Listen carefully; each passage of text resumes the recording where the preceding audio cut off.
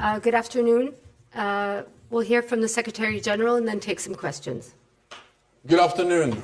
We have just concluded a productive meeting of NATO foreign ministers. Our discussions focused on our support for Ukraine. We all want to stop this war, but the paradox is that the better we prepare for the long haul, the sooner the war can end.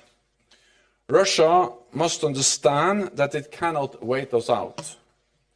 No final decisions were made today, but we made significant progress on 3 issues.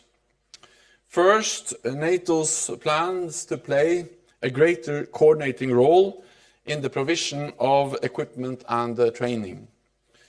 Practically all military aid to Ukraine, 99%, comes from NATO allies. So it makes sense that NATO should play a greater role in these efforts. This will enable us to use the NATO structures to put our support on a firmer footing, provide more predictability to Kiev, and address both immediate and longer-term needs. Secondly, I have proposed that allies commit to a multi-year financial pledge for Ukraine. Since Russia's full-scale invasion in 2022, allies have provided approximately 40 billion euros worth of military support to Ukraine each year. We must maintain at least this level of support each year for as long as necessary. I have also proposed that allies should share this burden equitably. This will improve accountability and give Ukraine the predictability they need to plan for the long term. Finally, we discussed Ukraine's path to NATO membership. Allies agree that Ukraine's future is in NATO, and we are determined to make progress in charting this path. Membership will be Ukraine's ultimate security guarantee. It will ensure a lasting peace and provide the stability needed for reconstruction. Let me add this on Allied support and the question of escalation. Russia started this war. They annexed Crimea in 2022. And in 2020, they annexed Crimea in 2014. And in 2022, Russia's full-scale invasion of Ukraine began the bloodiest conflict in Europe since World War II. Russia is striking hospitals, schools, and shopping malls. Russia is bombing power and water infrastructure. Russia is killing Ukrainian civilians. Ukraine is defending itself from appalling Russian brutality. So let me be clear. Self-defense is not escalation. Self-defense is a fundamental right. It is enshrined in the UN Charter. Ukraine has the right and the responsibility to protect its people. And we have the right to help Ukraine uphold its right of self-defense. Of course, Russia doesn't like this. At every stage of this war, Russia has complained, threatened, and saber-rattled. Putin wanted to deter NATO allies from supporting Ukraine. But we are not, and we will not be deterred.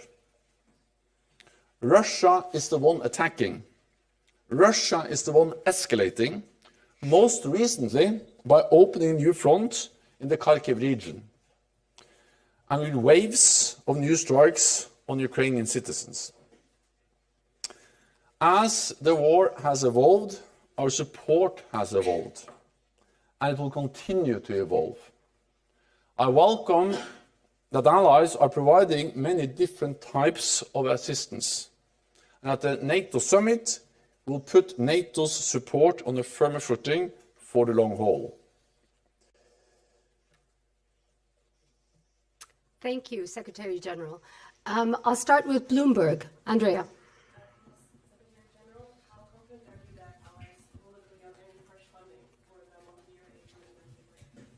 Well, we are speaking about money for the future, and that's per definition fresh. We have already spent roughly 40 billion per year so far. What I'm asking allies to do is to commit that for the following years. And that's new money, because that's money which is not there now. And the important thing is that we need predictability. We need a firm commitment for the long haul to ensure that Ukraine is able to plan, to ensure that Ukraine has the predictability they need to conduct this war, self-defense, but also to send a message to Moscow that Moscow cannot wait us out. So the more clear it is that we are prepared for long haul, the sooner this war can end. Because the sooner President Putin realizes that he cannot win this war, we will be there for as long as necessary.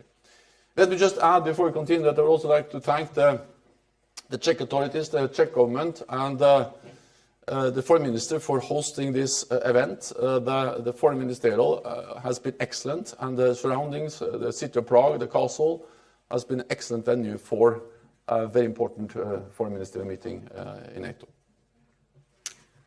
Okay, thank you. Oh, Czech TV. Secretary General, could you provide us a bit more details about the future of Ukraine in NATO? Do you have some timing in your mind? Is it years or a long future?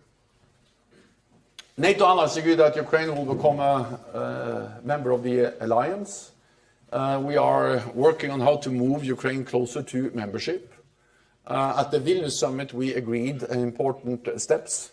We removed the requirement for something called membership action plan, meaning that we turned the membership process for Ukraine from a two-step process to a one-step process. And we also agreed a comprehensive package for interoperability to ensure that Ukraine comes closer to NATO standards, doctrines, and full interoperability with NATO. Then I hope that at the summit in Washington we can take further steps. And I also believe strongly that the fact that we will most likely establish a mission providing or a stronger structure for providing support to Ukraine, that will also help to move Ukraine closer to membership. And of course, anything we do together with Ukraine will help them to come closer to membership. So allies agree that Ukraine should be a member, but the timing of the invitation depends on when there will be consensus and when the conditions are met. Thank you. Dan. Thank you.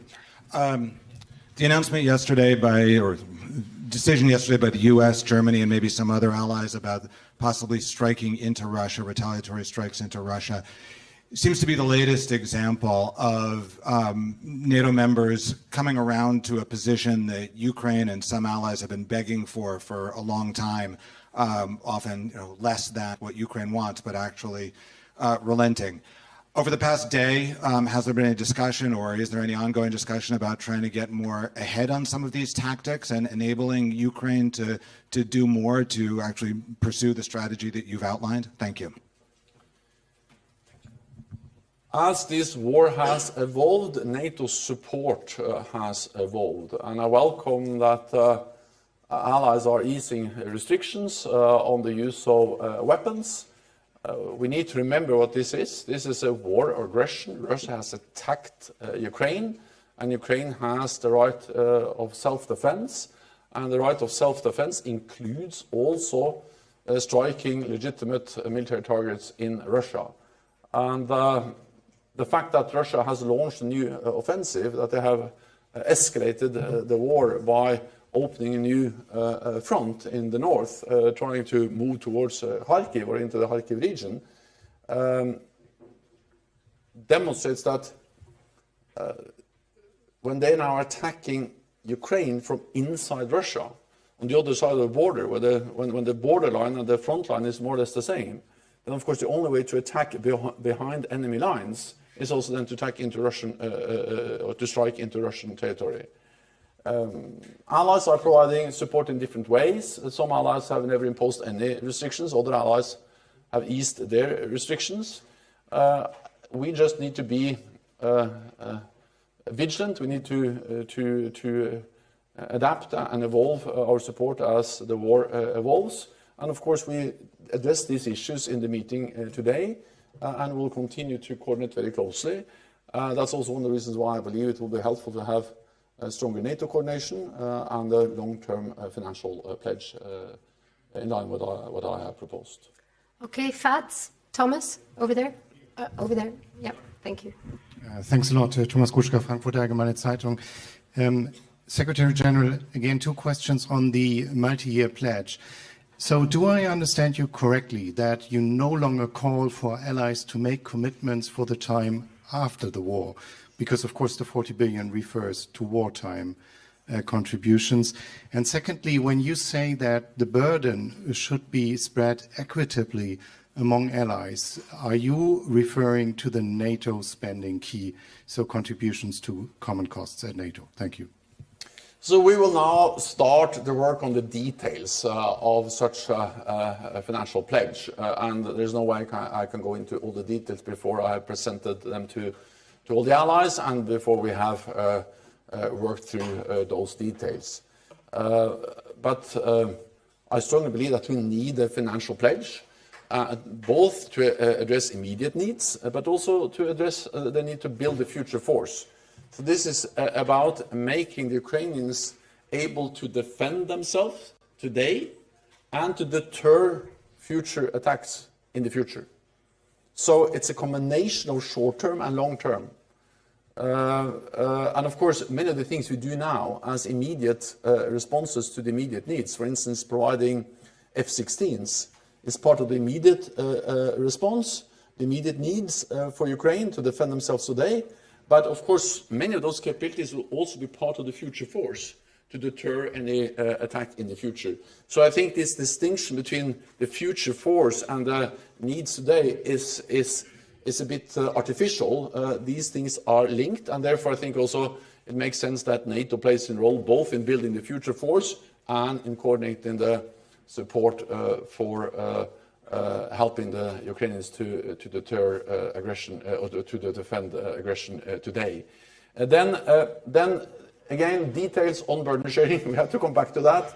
But of course, GDP has been used before. GDP is a way that reflects in a way the economic strength, the income of each and every country. So when we discuss burden sharing in NATO, that's at least one option we can look into. And again, I can be more precise later on in this process. And at the summit, I expect to be able to tell you all the details. Okay, thank you. Over to New York Times. Hi, Secretary General. Edward Wong from the New York Times. Earlier in the war, one of the main reasons why restrictions were placed in the US on the use of weapons by various allied countries was because of the fear that President Putin would order the use of a tactical nuclear weapon in the battlefield in Ukraine. I'm wondering what has changed in that assessment. Do you have new intelligence that shows that the threshold is higher than you previously believed? Do you think that the allied countries made a mistake earlier in being too fearful of this? And have China and India exercised influence with Putin since then? I think we need to understand that these are national decisions, and different allies have provided different types of support, and many allies have not imposed any restrictions. So that's nothing new, that NATO allies don't have restrictions. They give the weapons to Ukraine, and of course they all assume that they will be used also in line with international law, but international law opens up for the use against military targets in Russia, because that's part of self-defense. Then other allies have had more restrictions, but some of these restrictions are now eased or reduced, reflecting that the war has changed. Because now the front line is not inside Ukraine. Most of the fighting so far happened deep inside Ukraine. But now the fighting is in Kharkiv region on the border between Russia and Ukraine, and then it makes sense also then to adapt any restrictions that would make it impossible for the Ukrainians to hit back against artillery positions, missile positions in Russia, directly attacking Ukrainian forces or Ukrainian cities. President Putin has threatened NATO allies since the beginning of the war. He has been out there again and again. Actually, the day before the invasion, he gave a speech where he threatened any ally that provided support to Ukraine. But we are not being deterred. Because if we had been deterred by that message, then we couldn't have given any support. He tried to prevent us from giving any military support. They tried to prevent us from providing armor, advanced missile systems, fighter jets, and we have evolved and stepped up our support because we strongly believe that Ukraine has the right for self-defense, and we have the right to help Ukraine upholding the right of self-defense. Okay, thank you. European Pravda. Thank you. European Pravda Ukraine. I have a question about this long-term support. We know that some allies are not willing to provide Ukraine with military assistance. How do you see, could this decision be adopted in a way that it would not be able to veto it if one country decides not to grant military assistance to Ukraine? Thank you. I'm confident that we will reach good conclusions that will ensure that NATO allies, of course, will continue to provide support to Ukraine, and that we'll have a stronger NATO framework around that support to ensure coordination and predictability and accountability. Because we need to ensure that when support is announced, pledged, that actually that turns into real deliveries to Ukraine. And we have seen some discrepancies between what has been promised and what has been delivered. So for better coordination, for better compliance, for ensuring predictability, I strongly believe that NATO should play a bigger role in coordinating this support. And we will find ways to ensure that that this is decisions that will work and will not be blocked. So I will not make my job easier if I share with you all the details of how we are discussing these issues. So at the end of the day, I will present you with a beautiful conclusion, and then I can tell all the details. Okay, the lady in the fourth row. Thank you, sir. Chinese defense minister today denied again that China is providing any assistance to Russia's war effort, saying it was impartial in the matter and that it strictly controls its military exports. Meanwhile, of course, the U.S. Deputy Secretary of State has said this week that it's a sustained effort backed by PRC leadership and designed to give Russia every support. A UK official recently suggested that lethal aid is on its way to Beijing. So after these months of sustained diplomatic pressure, what is NATO observing in the trends in China? Is its increase for Russia, is its support for Russia increasing, and is lethal aid a possibility? Thank you. China is propping up Russia's war economy. Russia would not have been able to conduct the war of aggression against Ukraine without the support from China. China is delivering big amounts of dual-use equipment, advanced electronic equipment, including high-end technology and semiconductors, and 90% of the microelectronics that Russia imported last year came from China. And without these advanced high-end products, Russia would not have been able to produce the missiles, the bombs, the planes they are producing to attack Ukraine. So there is no doubt that China is playing a key role in enabling the Russians to produce the weapons they use to attack Ukraine. And in return, Moscow is mortgaging its future to Beijing. And then on top of that, you have North Korea providing big amounts of ammunition and Iran providing drones and other types of weapons to Russia. Okay, one last question for Asahi Shimbun, please. Go ahead. I would like to ask you about the Indo-Pacific partners and what will be discussed in the July summit with Indo-Pacific partners, and is there any progress since last year? Yes, and I think the war in Ukraine and the issue we just addressed about how China is playing an important role to enable Russia to attack Ukraine demonstrate that security is not regional anymore. Security is global. The war in Ukraine is something that can take place because North Korea, Iran, and China are providing support to Russia. So it demonstrates the link between Europe and Asia-Pacific, and what happens in this Asia-Pacific matters for Europe and vice versa. So I look forward to welcoming the heads of state and government from Japan, South Korea, New Zealand and Australia. We strongly believe that we should strengthen our partnership with these countries, not least to address the challenges that China poses to our security. And of course, this matters for these partners, it matters for us, and therefore we need to strengthen our cooperation as we will do at the summit in Washington. Thank you, Secretary General, and thank you all. Thank you so much.